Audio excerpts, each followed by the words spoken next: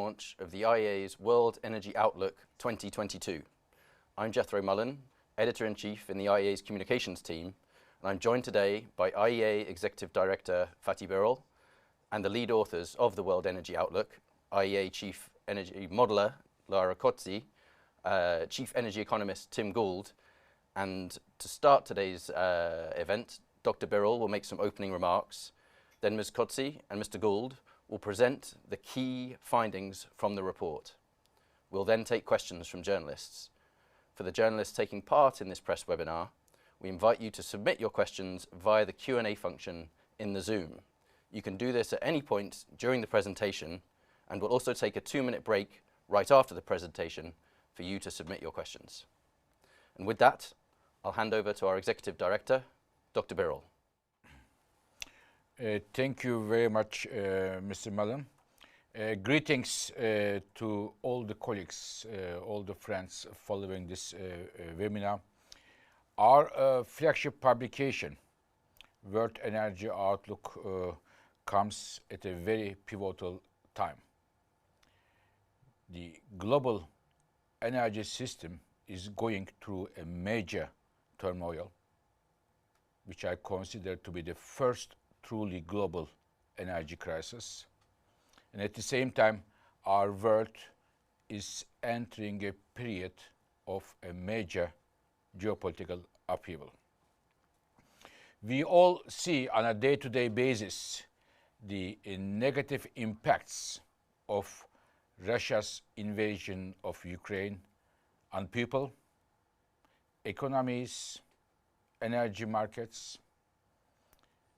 And in our World Energy Outlook, we try to look what kind of responses governments, businesses, people can give to this crisis. Our analysis, World Energy Outlook, looks as usual between now and 2050, the global energy system, but we focus in this report for the next few years until 2030 to look at the global energy and climate dynamics. My colleagues look at the entire energy system, all fuels, all technologies, energy technologies, the entire geography around the world. And there are many, many interesting findings, charts, numbers you will see in our report, which is freely available in our website. So in this report, there are, as I said, many findings, but there are two issues, two questions I ask my colleagues, Mrs. Kotzi and Mr. Gould, to look into. The first question, is the current energy crisis going to slow down or to accelerate clean energy transitions? This is question number one. Question number two is, how can we secure resilient energy system in the future? What kind of energy system we have to build in the future, which is much more secure, much more resilient, and what kind of measures we have to take? So these are the two questions we try to answer in this report. Now, starting with the first one, some of the members of the press would remember only a few months ago, I said this energy crisis could be a turning point in the history of energy by accelerating clean energy transitions. And now, looking at the results and the findings of the World Energy Outlook, I can confirm that the numbers here, the analysis here, do confirm that the government responses around the world given to this energy crisis promise to be that we are seeing a turning point in the history of energy, and this crisis indeed accelerate clean energy transitions.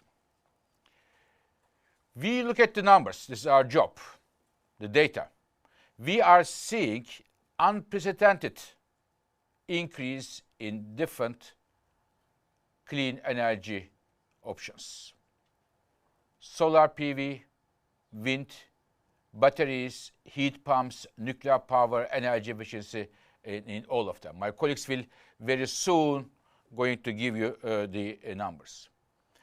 But dear colleagues, why I am optimistic is we look at the responses coming from governments to this crisis. Inflation Reduction Act from the United States, $400 billion on the table. In terms of tax incentives, subsidies, different support for clean energy technologies ranging from hydrogen to solar to carbon capture and storage to nuclear, electric cars and others. In Europe, we have Repower EU, again a major package putting on the table, accelerating the clean energy transitions. In Japan, we have Green Transformation of Japan, a major new plan. China, India, they have increased their renewable and clean energy targets and supported with real money there. So why governments are doing this? There are three reasons. Number one, energy security. Today, the biggest driver of renewable energy in many parts of the world is energy security, not necessarily climate commitments as it was before. So, energy security, number one driver. Number two, of course, climate commitments. And number three, the many governments want to be a part of the new industrial era based on clean energy manufacturing. So these three drivers, energy security, climate commitments, and industrial policy, when they come together, it's a very powerful combination, and it is the reason I am optimistic that we are going to see an acceleration of clean energy technologies. And as a result, as my colleagues have calculated, the clean energy investment today, which is about $1.3 trillion as of today, will reach in 2030 with the current policies to about $2 trillion. A 50% increase of clean energy investment with the current policies in 2030. Something to be happy about, or at least optimistic about. Another important finding of our study is that for the first time, in the current policy settings, again without pushing the climate commitments, just with the current policy setting, we are seeing a peak of fossil fuels, a distinct peak of fossil fuels in 2030s. It is for the first time since Industrial Revolution we are going to see a peak of fossil fuel around 2030s. Decades and decades, the share of, in the last 3-4 decades, the share of fossil fuels in the global energy mix was about 80%, more or less constant. And now, around 2030, we will see this share will fall down below 70%. Again, this is in the scenario in the current policy context. Additional policies to push the clean energy technologies may well mean that this 70% will even go further down. Dear colleagues, we also look at the impact of that. So this is there is a peak, but this doesn't mean that the world will not use fossil fuel. The world will still use fossil fuel, oil and gas, at a lesser extent coal.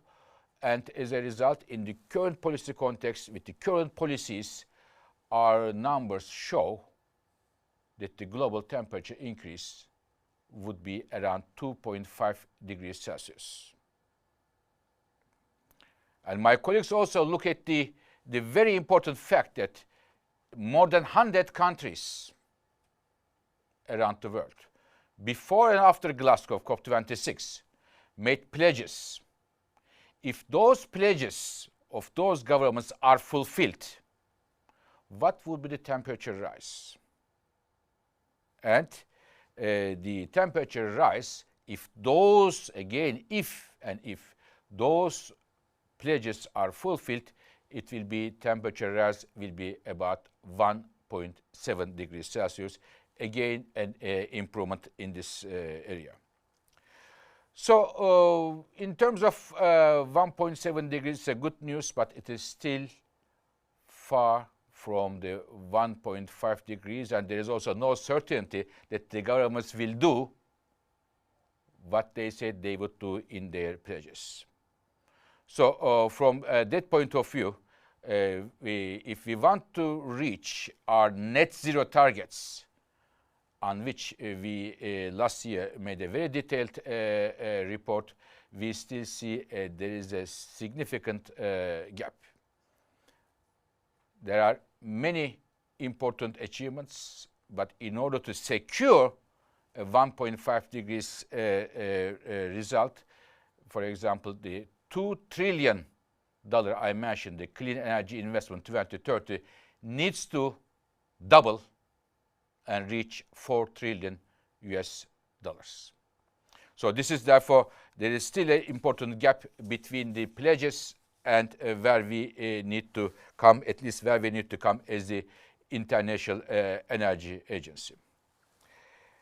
But we still believe that given all the difficulties we are facing today in the global energy markets, to reach 1.5 degrees target is still achievable, getting more and more challenging, but still achievable from energy sector point of view. Another important point of our report is on Russia. So Russia, dear colleagues, based on our numbers, as of 24th of February this year, Russia was the #1 fossil fuel exporter of the world. Oil, gas, and coal, putting all of them together, #1 fossil fuel exporter of the world. But Russia lost, it is by far the most important client, the market, Europe. 75% of the Russian natural gas exports went to Europe. 55% of the Russian oil exports went to Europe. And it will be very difficult for Russia to compensate, to find new clients to substitute Europe. It will take time. It will not be easy economically, technologically, and from a political perspective. And therefore, what we are seeing is the Russia's production and exports for oil and gas will decline in the next years to come. As a result, Russia's role in the international energy affairs will be diminished, much diminished, I should say. In terms of oil and gas trade, Russia's share will decrease significantly. Why Russia's share will decrease? Because there will be less opportunities to substitute their exports to Europe and elsewhere. As a result, my colleagues have calculated that as a result of the decline in the oil and gas sales between now and 2030, Russia will lose about $1 trillion US of export revenues. The last 2 points I wanted to mention is first on natural gas. Some of the colleagues who follow our work closely would remember 2011, we made a report. Again, in this series of World Energy Outlook, our flagship publication, this report was called Golden Age of Gas, 2011, when the shale gas revolution has been identified by the IEA. We said if the shale gas revolution continues, what would be the gas consumption in the world? And we came up with a rather bullish projection. We said in the next 10 years, we made this report 2011, global gas consumption could increase by about 700 BCM. It was found rather bullish and radical by some, but when we look at the numbers in 2021, we were spot on. It was a golden age of gas. But this report, World Energy Outlook we have, says us that we are approaching to the end of the golden age of gas. The demand, especially in advanced economies, are in a decline, mainly as a result of the renewables in the electricity generation, heat pumps and efficiency in the buildings, and the growth in the developing countries. There will be still growth in developing countries, but this will not be as strong as before due to the high prices we are seeing. Having said that, the pipeline connection between Russia and Europe will not be on the table anymore, and we see that the LNG markets will see a very strong push. LNG will play a more important role, but the sustainable growth of LNG markets will, among other things, will hinging on whether or not we can make the LNG infrastructure compatible with our climate goals. So the last point, dear colleagues, I wanted to mention to you is how can we reduce the risks of future turmoils like we are seeing today. There is a very detailed analysis in our report, several hundred pages, but if I can try to summarize at the cost of being to simplify it too much, I see there are basically two options. Either clean energy investments today growing, I said, and they are going to reach, with the current policy context, $2 trillion in 2030. And the energy demand around the world will increase with the economies increasing, with the urbanization and others, because energy means better lives, productivity, and the comfortable lives. So, either we meet this energy demand growth by increasing $2 trillion clean energy investment to $4 trillion, and the more and more growth in global energy demand will be met by clean and secure energy sources. This is the first option, which will bring us in line also with the 1.5 degrees target we have. This is the first option we have. The second option, if we fail to increase the clean energy options, technologies, in order to avoid further volatility and insecurity in the markets, we have to further increase fossil fuel investments to have security of energy supply. And of course, in this case, you can address the security in a different way, but you are going to jeopardize our climate goals. And I believe there is also a business risk here. So we have these two options in front of us. And from International Energy Agency point of view, we believe, and our analysis show, that we can at the same time address energy security and climate challenges by increasing the clean energy technologies which will provide a secure future. So to finish, dear colleagues, I believe when we look at this year, 10 years from now, I believe we will see that 2022 was a year where the clean energy technologies see a major turbocharging. And this World Energy Outlook is a testimony for that. And I would like to thank my colleagues Lara Cosi and Tim Gould and their wonderful top-notch team for bringing this work together. Thank you very much. So, that is introduction. Now, Tim Gould and I will take you through the main findings of the World Energy Outlook. So, let me start with giving you something that I would call the heartbeat of the global energy economy. What you're seeing here is an historic perspective of how good or how not good the global energy economy has been going over the past 50 years.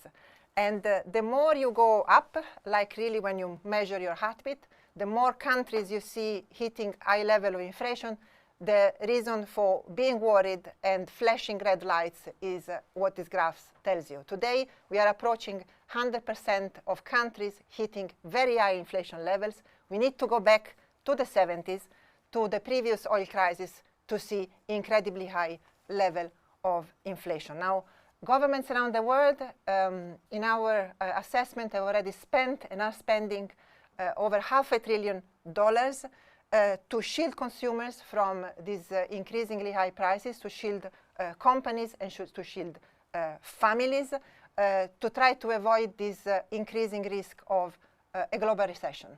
A major and important difference from the period of the 70s is that today governments around the world have many more tools to address this crisis, in particular clean energy technologies.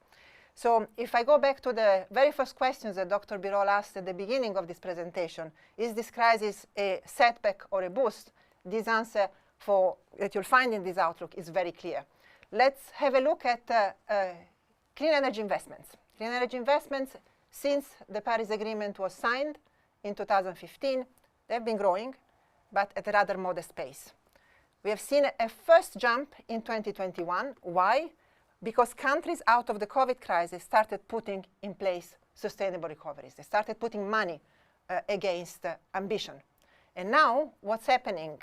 Over the past several months and over the past year, we are seeing an increasing amount of policies being put in place, not only the policies, the money backing those policies. And our expectation is that all those new policies put in place will give a very big push to hit a 2 trillion mark for clean energy investment by 2030.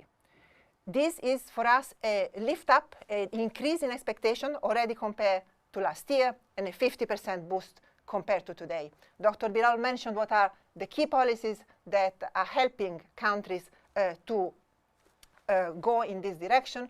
The US Inflation Reduction Act, the European Union increasing discussion of meeting and ratcheting up ambition in the Fit for 55 towards Repower EU, Japan, but also increasing ambition in emerging economies on solar, on EVs, is pushing this clean energy transformation and accelerating it.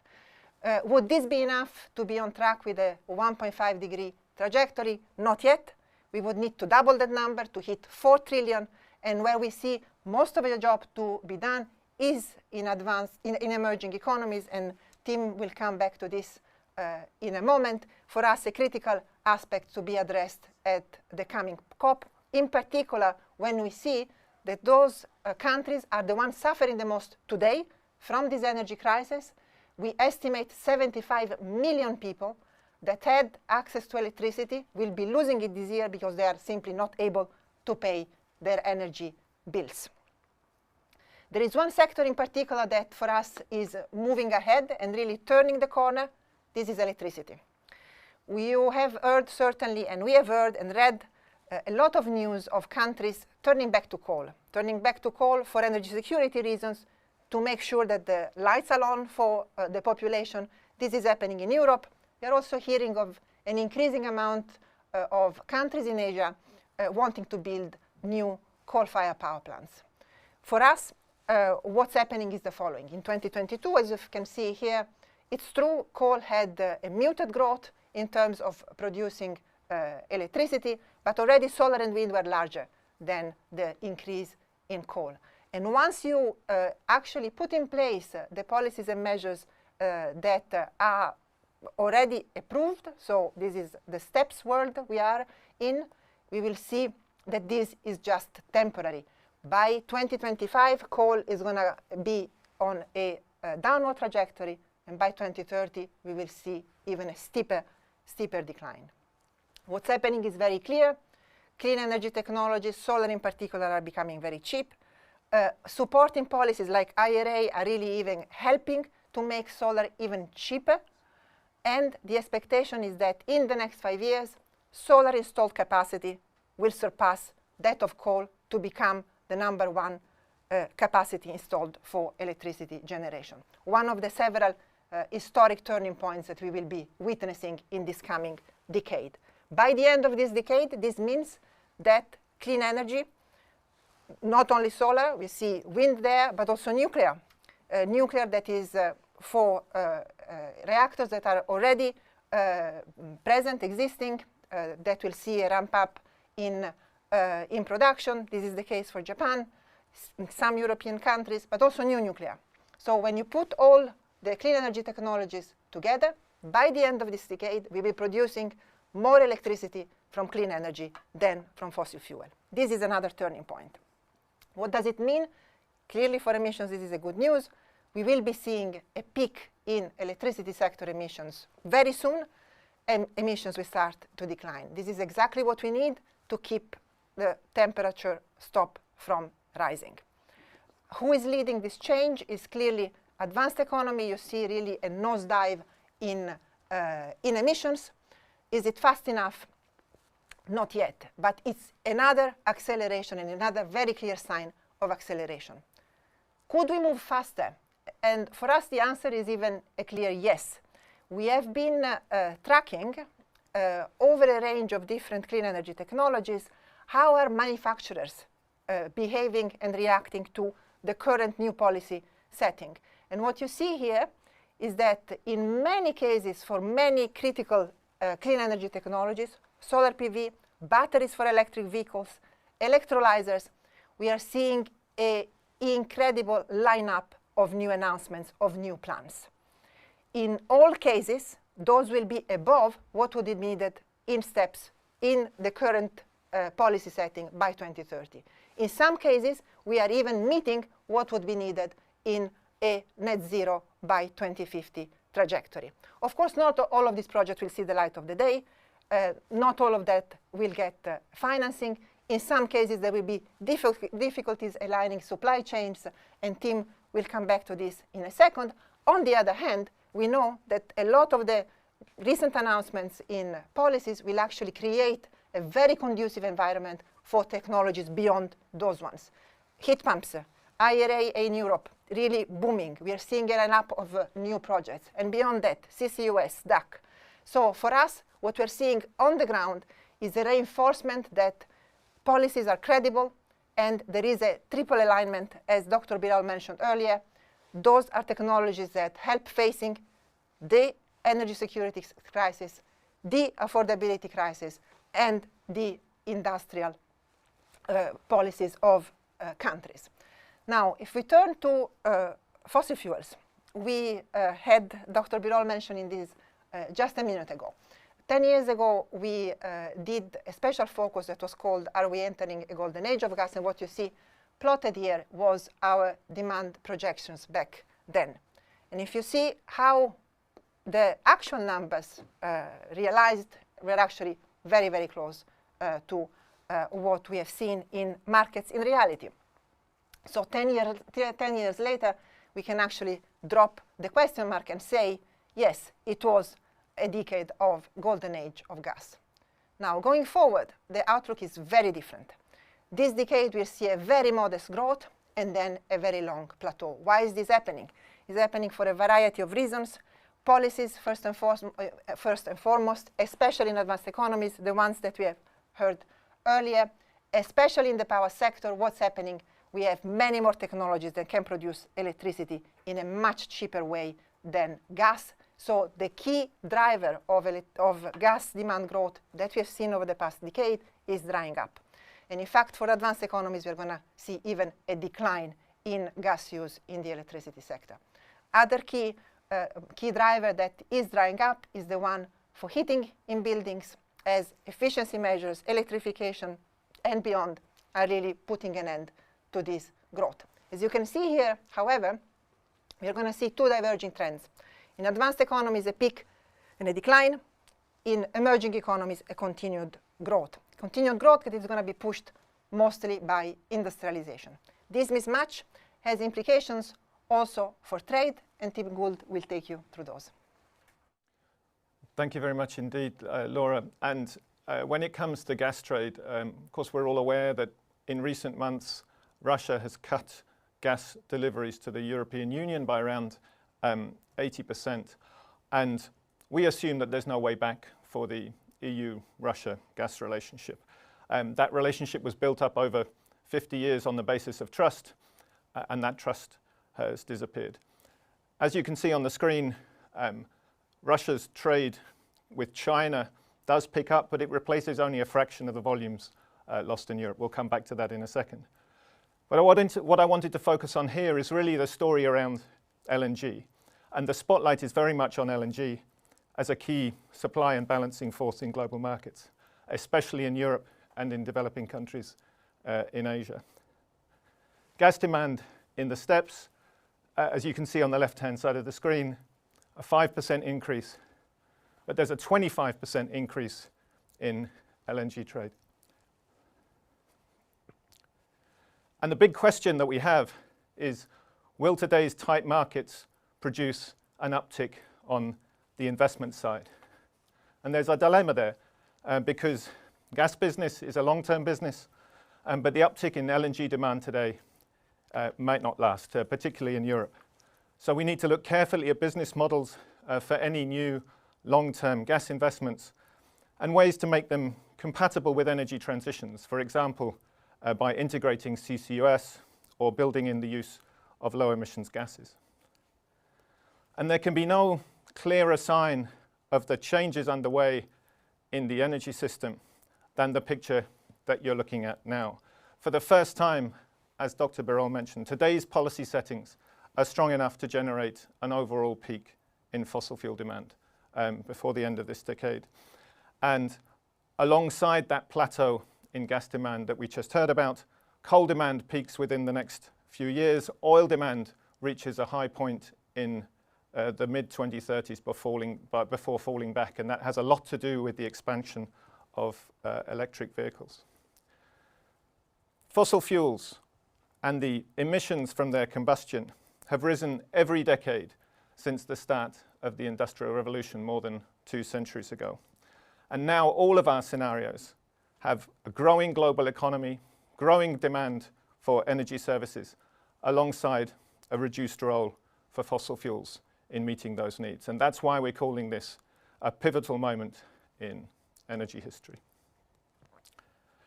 And within that broader context, the challenges facing Russia are particularly sharp. As was mentioned, prior to the invasion of Ukraine, Russia was the world's largest fossil fuel exporter. So if you put oil and gas together, Russia was exporting about 50% more oil and gas than the next largest exporter, which was Saudi Arabia. And if we look back to our projections from the World Energy Outlook 2021, which is what you're seeing on the screen, our expectation was that Russia would easily maintain that position. But this has all changed. Russia's share of global oil exports drops once the new EU ban on imports kicks in. And gas sees an even steeper drop. So gas exports are set to halve from today's level by 2030. And those declines highlight the difficulties that Russia faces to find alternative markets for all the resources that used to go to Europe. And also our judgment that the sanctions on Russia's access to capital and access to technologies will affect its ability to develop new, more challenging resources, for instance, in Eastern Siberia or the Arctic, or indeed to build new LNG projects. And as a result, Russia does face a much diminished role in global energy. And I'd just like to pick up one point here on gas exports, because some people assume that Europe's loss is China's gain, that Russia will simply ramp up gas exports to the east as exports to Europe fall. But things are really not that simple. Aside from all the infrastructure issues, our projections underline that China is changing too, and that gas demand growth in China's future is nowhere near as strong as it has been in recent years. So in our view, there's no obvious room in the Chinese mix for another large capacity gas pipeline from Russia beyond the existing Paris-Siberia pipeline. As the Executive Director mentioned, energy security is a really key theme in this year's WEO. In particular, this issue of maintaining affordable and reliable supply through transitions. And I wanted to illustrate a few of our points from the outlook here. So for the next few decades at least, we will be drawing down a system based on fossil fuels and building one up based on clean energy. But the key point to have in mind is that we need both parts to function well for the duration of that transformation. You can't just let the fossil fuel system freewheel downhill, and the speed and security of the transition depends on synchronizing changes across different parts of the energy system. And indeed, some parts of the old infrastructure can also be reused or repurposed to find a place in the new one. And that brings us to this crucial issue of investment, which Dr. Birol already mentioned. So this is where we are today. For every dollar spent on fossil fuels, around $1.50 is spent on clean energy transitions. And you may recall that we get to 2 trillion by 2030 in the stated policies, but we need to come to that 4 trillion number by 2030 to get on track for a 1.5 degrees scenario.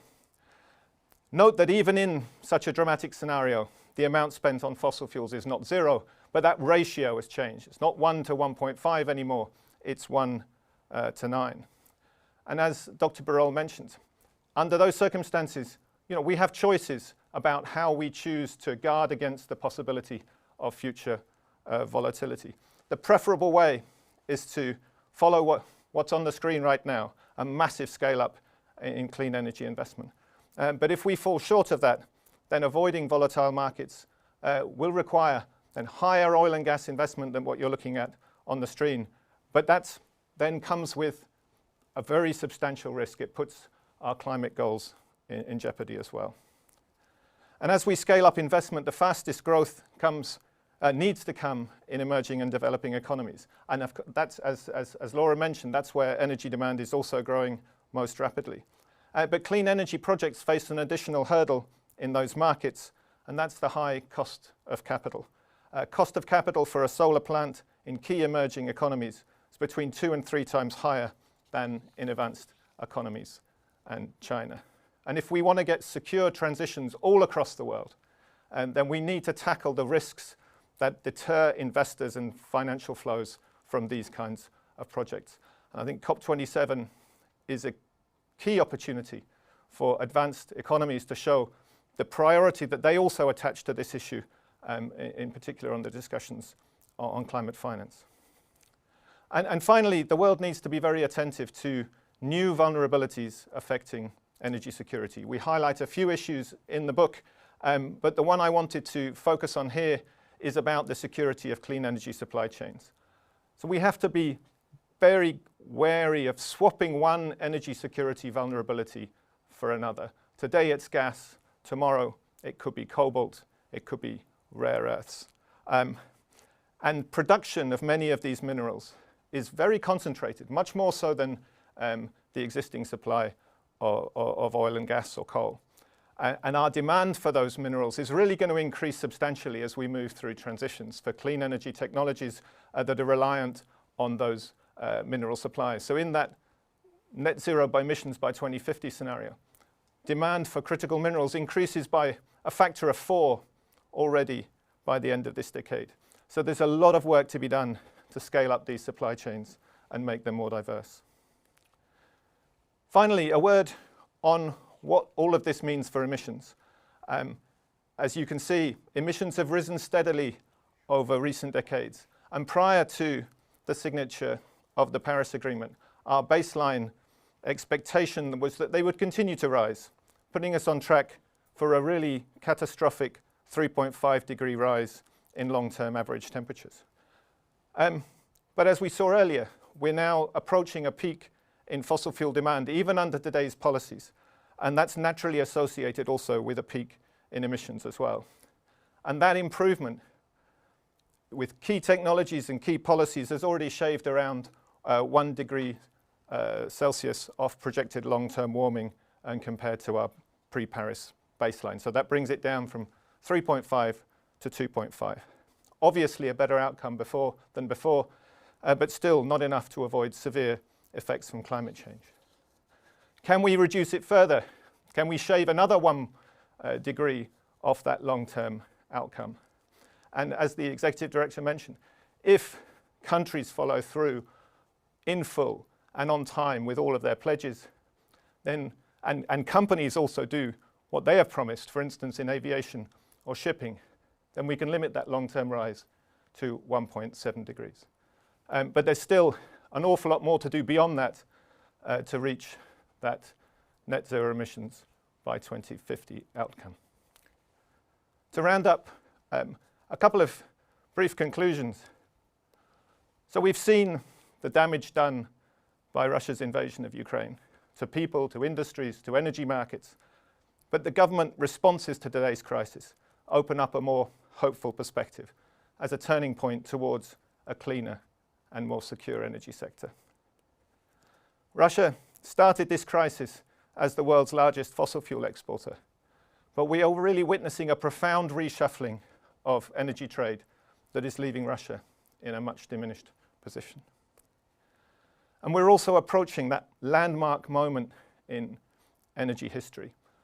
Global economy, global fossil fuel use, they've been marching upwards shoulder to shoulder for more than 2 centuries, but they are about to part company, and clean energy sources will need to step in and step up to accompany the global economy further. But we really need that massive surge in clean energy investment to keep the door to a 1.5 degree outcome open. And without that, we would need higher oil and gas investment to avoid a renewed bout of fuel price volatility, but that would also put our climate goals at risk. And finally, today's energy crisis reminds us that the journey to a more secure, inclusive, affordable and sustainable energy system may not be a smooth one, but it also makes it crystal clear why we need to press ahead. Thank you very much. Thank you very much for the presentation. We now have some time to take questions from journalists. We invite the journalists in attendance to please send your questions through the Q&A function of the Zoom if you haven't done so already. And please mention your media outlet along with your question. We'll now take a 2-minute break to give you a chance to submit your questions. We'll be right back.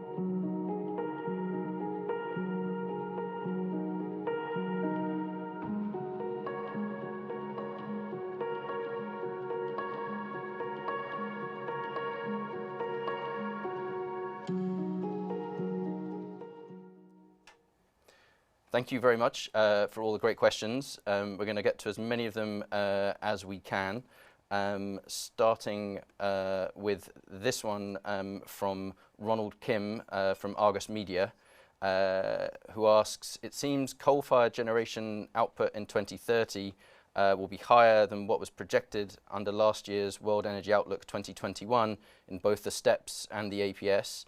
Is this revision because of the recent surge in coal-fired output? And I think Laura Cozzi is going to take this question. Thank you, Jethro, and thanks for the question. In fact, we are seeing a slightly higher coal fire generation output compared to last year's STEPS. And the reason is indeed that some countries are going to use the existing coal firepower a bit longer as gas prices are high and to maintain energy security. However, I think it's important to stress that while electricity from coal power is slightly higher than last year's STEPS, emissions are actually lower. And the reason is that we are pushing on renewables on a stronger way, and the overall balance is actually bringing to a power sector emission peak earlier. As far as APS is concerned, we are actually we are seeing a faster transition away from coal, so the coal generation is lower than last year. Thank you, Laura. The next question is about gas demand. Obviously, this was something that was covered in the presentation to some extent. You say that gas demand is set to remain flat going forward. Does this mean that the role of LNG is diminishing? And I think that one is going to go to Tim Gould. Yeah, thanks very much for the question. We have this projection that that Laura mentioned earlier, 5% increase in global gas demand to 2030. But there's a lot happening beneath the surface there. And one of the things that is happening beneath the surface is that a greater share of that is being met by LNG. In fact, if you look at all the growth to 2030, about 70% of that growth is met by LNG. So tight markets at the moment, and we expect those to be maintained at least through the middle of this decade until we get big new increments in liquefaction capacity coming through from the Middle East, from North America, potentially also from East Africa. But there is that focus on LNG now. Europe is going to take probably an extra 50 billion cubic meters of LNG imports this year. That's been eased to some degree by the fact that China has taken less. China's import demand has been affected by lower economic growth, by lockdowns. But we think that once China is back, and that could happen as early as next year, then there will be quite intense competition for available LNG cargoes for a while. Thank you very much, Tim. So just scrolling through all of these questions, the next one is regarding Russia's energy exports. This one's from Angel Calvo from Spain's FA news agency. Can you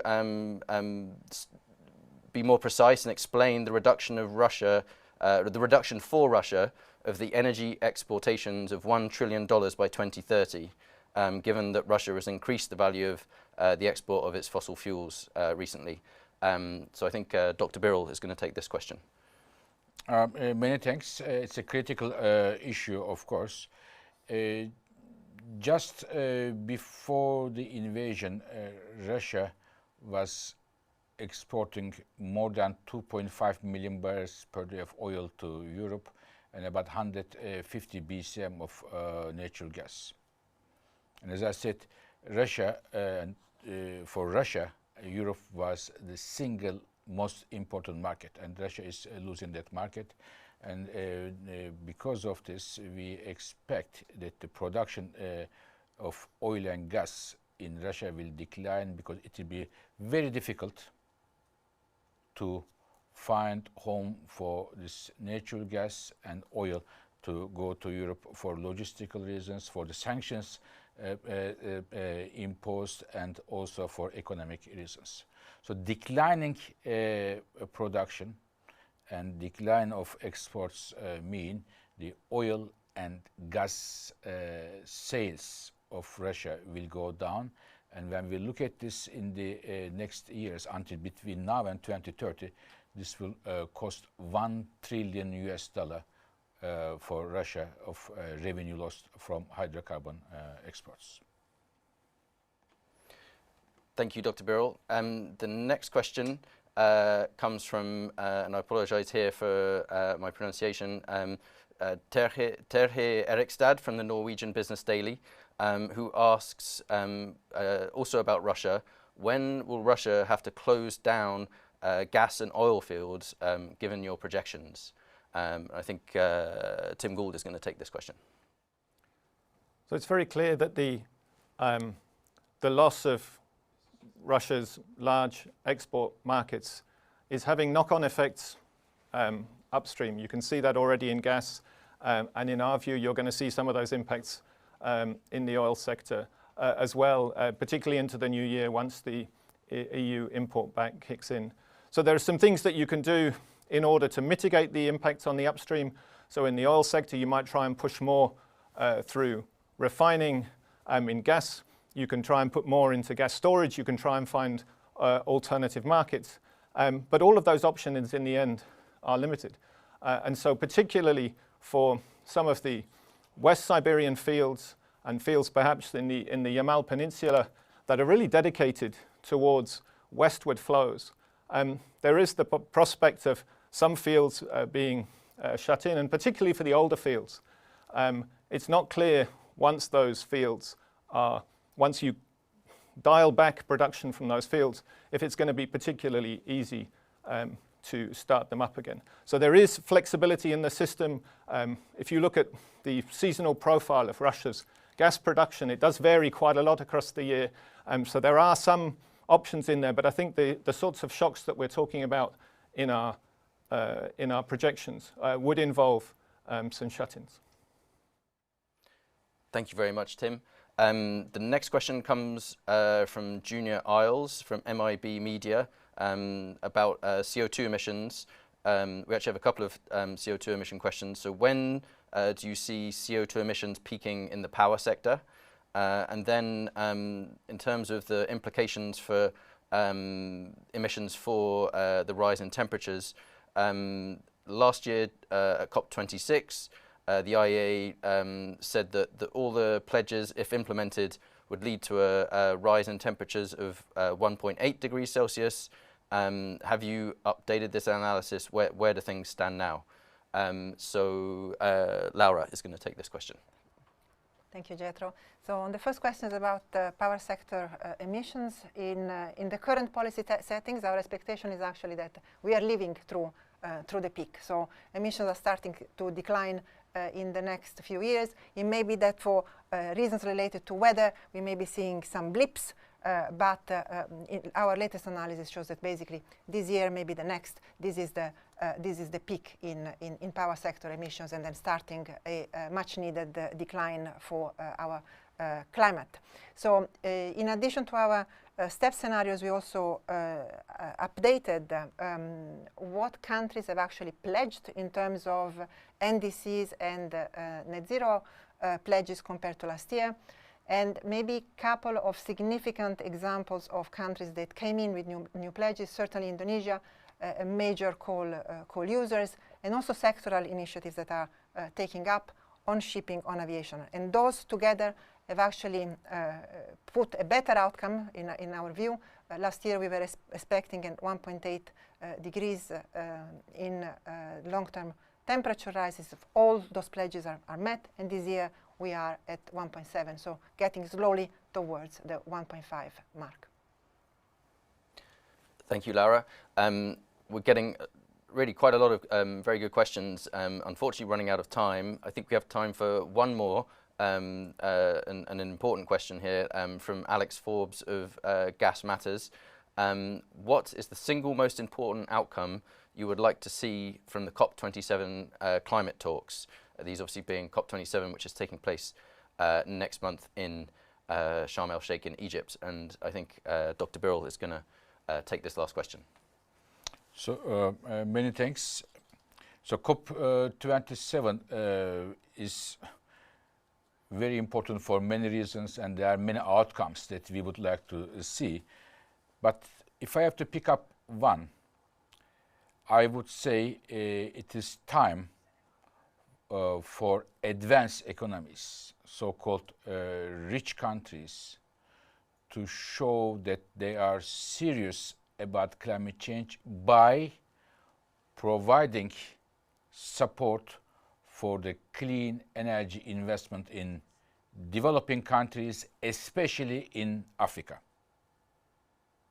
I think it will be very wrong if the countries, advanced economies, go there just coming with some prescriptive suggestions, perspectives to that meeting for the emerging countries, and not providing enough financial support for the clean energy transition. So if I have to pick up one outcome that I would like to see, strong support of advanced economies for African or in general developing countries' energy transition, and having empathy for the political, economic and social priorities of the countries in Africa and beyond. This will be my favorite hope among others from COP27. Thank you. Thank you, Dr. Birol. That's all we have time for, I'm afraid. We've received lots of great questions, more than we can actually squeeze in. If any journalists have questions that didn't get answered during the Q&A that you'd like to follow up on, we invite you, of course, to reach out to our press office and we'll get back to you as soon as we can. So thank you very much to Dr. Birol, to Ms. Qodsi, to Mr. Gould. Thank you to the journalists for your questions, and thank you to everyone following this event online for your interest in our work. As mentioned before, the full World Energy Outlook 2022 report is available for free on our website, and there's a ton of great content to explore, so please do go take a look. And thank you and goodbye.